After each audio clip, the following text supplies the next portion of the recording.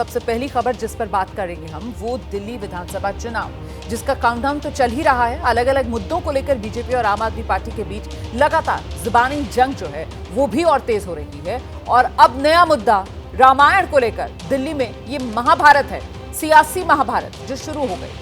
दरअसल हुआ ये कि कल चुनाव प्रचार के दौरान आम आदमी पार्टी के संयोजक अरविंद केजरीवाल ने सीता हरण का प्रसंग सुना दिया। इसी को लेकर अब ये सियासी बवाल शुरू हो गया। बीजेपी ने अरविंद केजरीवाल पर निशाना साधा है।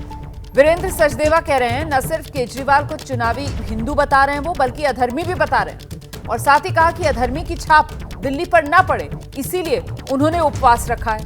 तो वीरेंद्र सचदेवा ने उपवास रख लिया है। दिल्ली में रामायण पर सियासी महाभारत है। अरविंद केजरीवाल के रामायण कथा सुनाने के बाद बीजेपी का आरोप है कि उन्होंने गलत कथा सुनाई और खुद दिल्ली बीजेपी अध्यक्ष जो है वो कनॉट प्लेस के हनुमान मंदिर पहुंचे हुए हैं। वीरेंद्र जी, हम आपसे ये जानना चाहेंगे कि कथा तो अरविंद केजरीवाल ने सुनाई, लेकिन माफी करने के लिए, क्षमा याचना मांगने के लिए, प्रायश्चित करने के लिए आप क्यों यहाँ आए? हमारा सनातन अगर आप समझते हैं, हमारे हिंदू धर्म को आप समझते हैं, हमें जब भी किसी को पाप का प्रायश्चित कराना होता है तो हम उसका कष्ट खुद झेलते हैं। ये हर हिंदू धर्म में मान्यता है। तो हमने तो अपने दिल्ली के लिए, अपने दिल्ली वालों के लिए कि उस अधर्मी के बयान की कोई छाप ना पड़े, हमने तो दिल्ली वालों के लिए उपवास रखा है कि ऐसे अधर्मी से मुक्ति मिले जो हमारे रामायण की गलत व्याख्या करता है, जो रावण को भगवान सोने का हिरण बना के भागने के लिए कहता है। ये अभी तक उस सोने के मुँह से बाहर नहीं आ रहे हैं जो इन्होंने शीश महल में कमाने का काम किया है। तो अरविंद केजरीवाल जैसा अधर्मी जो श्री राम मंदिर का विरोध करता था अपनी नानी का नाम लेके, आज चुनावी हिंदू बने हुए हैं। शुक्रिया बात करने के लिए। कैमरा पर्सन अजीत गुप्ता के साथ अहमद बिलाल, एबीपी न्यूज़, दिल्ली। तो आखिरकार रामायण का वो कौन सा प्रसंग था जिसको लेकर दिल्ली की सियासत में ये चुनावी महाभारत छिड़ गया है? अरविंद केजरीवाल ने कहा क्या था वो सुनिए जरा। एक दिन रामचंद्र जी खाने का इंतजाम करने जंगल में गए। माता सीता को अपनी झोपड़ी में छोड़ गए और लक्ष्मण को बोले कि तू सीता मैया की रक्षा करेगा। इतने में रावण आया सोने का हिरण बनके। आया कि नहीं आया? सोने का हिरण बनके आया। सीता मैया लक्ष्मण को बोली मेरे को ये हिरण चाहिए। लक्ष्मण बोला ना मैया, भगवान राम कह के गए हैं कि मेरे को आपकी रक्षा करनी है। उसने बोली नहीं, मैं तेरे को आदेश देती हूं, जाओ और हिरण को पकड़ के लाओ। लक्ष्मण के पास चारा नहीं था, लक्ष्मण चला गया और वो रावण अपना वेश चेंज करके और सीता मैया का हरण करके ले गया। सीधे आपको लेकर चलेंगे। हमारे साथ हमारे दो सहयोगी इस वक्त मौजूद हैं। नीरज पांडे हमारे साथ जुड़ गए हैं, बलराम पांडे भी इस वक्त हमारे साथ मौजूद हैं। नीरज का पहले रुख करते हैं। नीरज, ये अरविंद केजरीवाल जी जो रामायण को लेकर अधपका ज्ञान बता रहे हैं, यहाँ पर उनके बयान से सुनाई पड़ रहा है, पूरा का पूरा मौका रामायण पर अरविंद केजरीवाल के अधपके ज्ञान ने बीजेपी को दे दिया है। देखिए, जब चुनाव चल रहा हो और इस तरह की बातें जब सामने आती है तो भारतीय जनता पार्टी उसे लपकने में देर नहीं करती है। और जब बात राम और रामायण की हो तो भाजपा का तो कोर एजेंडा है, और जब आप उनके कोर एजेंडा में खेलने की कोशिश करेंगे तो आपके हाथ जल ही जाएंगे। आज अरविंद केजरीवाल ने जो कथा सुनाई, निश्चित रूप में कहीं ना कहीं उसमें थोड़ी सी त्रुटि है, और यही कारण है कि भारतीय जनता पार्टी को लगे लगाए मुद्दा मिल गया। और भाजपा तो पहले से ही कह रही है कि ये चुनावी हिंदू हैं और चुनावी हिंदू बताकर लगातार उन पर हमलावर है।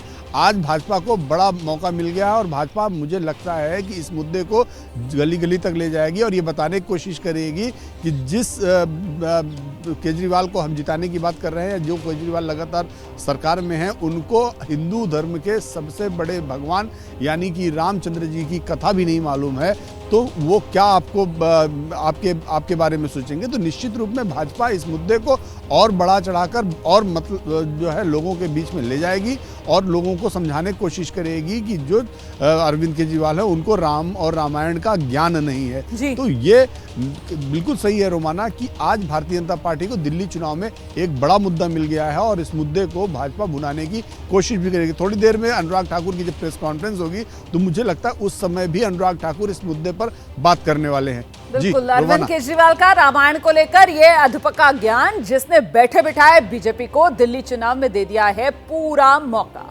अरविंद केजरीवाल ने जो कहा रामायण में वो प्रसंग आखिर क्या है, वहां पर क्या कहा गया है ये समझना जरूरी है। हो सकता है आप में से बहुत से लोग इस प्रसंग के बारे में ना जानते हो। देखिए, अरविंद केजरीवाल ने कहा कि रामचंद्र जी जो है वो खाने का इंतजाम करने जंगल गए थे और रावण जो है वो सोने का हिरण बनकर वहां पर आया था।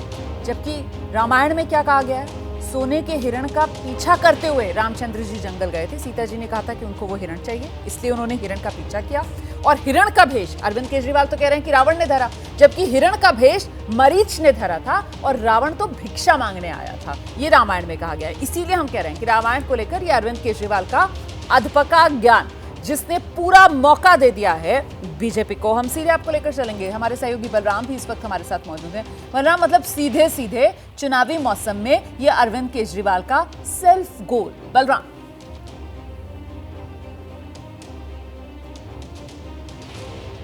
बिल्कुल, देखिए जिस तरीके से उन्होंने जनता को संबोधित करते हुए रामायण का एक प्रसंग जनता के सामने रखा, उसको लेकर के कहीं ना कहीं कुछ त्रुटियां थी, जिसको लेकर के अब बीजेपी आम आदमी पार्टी और अरविंद केजरीवाल पर निशाना साध रही है और कह रही है कि जिस तरीके से उन्होंने रामायण की कथा गलत तरीके से, गलत प्रसंग को लेकर के उन्होंने दुनिया के सामने, देश के सामने, दिल्ली की जनता के सामने रखा है, वो पूरी तरह से गलत है। और उस वीडियो को अब बीजेपी वायरल करती हुई नजर आ रही है और बता रही है कि किस तरीके से रामायण के प्रसंग को गलत तरीके से प्रसंग बना करके जनता के सामने पेश किया गया। हालांकि ये कह सकते हैं कि बैठे बिठाए एक बड़ा मुद्दा इस चुनाव में बीजेपी को मिल गया है और यही वजह है कि जो दिल्ली बीजेपी के प्रदेश अध्यक्ष हैं वीरेंद्र सचदेवा, वो ये कह रहे हैं कि आम आदमी पार्टी ने और खास तौर से अरविंद केजरीवाल ने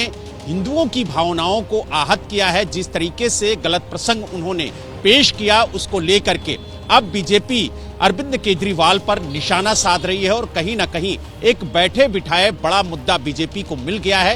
हालांकि अब इस मुद्दे को लेकर के वो चुनाव में किस तरीके से जनता के बीच में जाएगी और जिस तरीके से हमारे सहयोगी ने वीरेंद्र सचदेवा से बात की और उन्होंने कहा कि हम सीपी के हनुमान मंदिर पहुंचे हैं, यहाँ पे हम उपवास रख रहे हैं, दिल्ली की जनता के लिए उपवास रख रहे हैं, तो कहीं ना कहीं इस मुद्दे को बड़ा बनाने की कोशिश भी बीजेपी की तरफ से की जा रही है। हालांकि आम आदमी पार्टी के नेताओं से जो हमारी बात हुई है, उनका स्पष्ट कहना है कि उन्होंने एक प्रसंग का हवाला दिया, लेकिन भारतीय जनता पार्टी लगातार प्रसंग का हवाला दिया आम आदमी पार्टी अरविंद केजरीवाल ने, लेकिन वो प्रसंग का हवाला ही तो गलत दे दिया ना।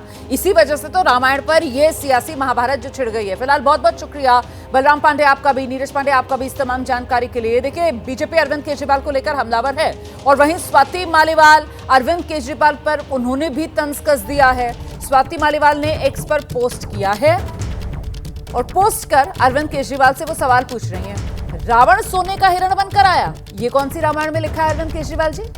और साथ ही स्वाति मालीवाल ने तंज कसते हुए लिख दिया, आप चुनाव आते ही हिंदू बन जाते हैं, आज आपसे रट्टा लगाने में थोड़ी गलती हो गई। तो देखिए किस तरीके से ये तंज जो स्वाति मालीवाल की तरफ से कसा गया है अरविंद केजरीवाल पर। राज्यसभा सांसद हैं स्वाति मालीवाल, उन्होंने निशाने पर लिया है आम आदमी पार्टी संयोजक अरविंद केजरीवाल।